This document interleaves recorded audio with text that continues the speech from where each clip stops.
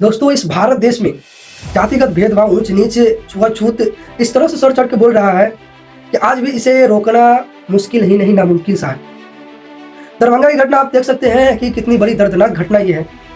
यहाँ पे पासवान समाज के लोग जिन्हें तमिलनाडु काम कराने के लिए, मजदूरी कराने के लिए ले गया गया, और जब वो अपना हक अधिकार, मेहनत का पैसा मांगने गया तो पूरे ब्राह्मण समाज के लोग एकजुट होकर के किस तरह से उन पर अत्याचार किए हैं, किस तरह से मारे हैं, किस तरह से उन्हें घायल किए हैं, किस तरह से छोटे बच्चों को भी नहीं छोड़े, और पूरा समाज, पूरे गांव को एकजुट होकर पूरे गांव पर वो हमला बोले हैं। ये कहाँ का न्याय है? ये कहाँ का ये संवैधानिक तौर से चलने वाले लोग हैं? और जब पासवान समाज ने ऊपर SC/SC एक्ट लगाया तो लोग कह रहे हैं कि SC/ST एक्ट का गलत इस्तेमाल हो रहा है। जब आप पूरे एकजुट होकर के, पूरे ब्राह्मण समाज एकजुट होकर के आप पूरे पासवान समाज के ऊपर अत्याचार कर सकते हैं, तो क्या हमें संवैधानिक तौर से लड़ने का हक अधिकार नहीं है? वो तो बस अपने हक अधिकार का पैसा मांगने गए थे, लेकिन उन्होंने तो अलग ही मोमेंटम खड़ा कर दिया। आश्चर्य तो इस बात का है कि जब वोट इलेक्शन आता है तो पासवान समाज के नेता चिराग पासवान जी आगे खड़ा रहते हैं कि हमें वोट दीजिए, हम आपके समाज का राजा है। लेकिन जब पासवान समाज के ऊपर अत्याचार, अन्याय हो रहा है, तो आप कहीं भी देख लीजिए, कोई भी ट्वीट अगर हो कि हाँ हम आपके साथ खड़ा है, लोगों को हौसला मिलता है कि मेरे पीछे कोई है। लेकिन कुछ नहीं है।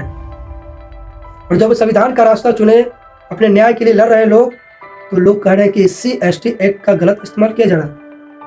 जरा सोचिए कि संविधान लागू नहीं था उससे पहले कैसे SC/ST OBC के लोग अपना जीवन यापन करते रहेंगे, किस तरह से उन पर अत्याचार, अन्याय किया जा रहा होगा।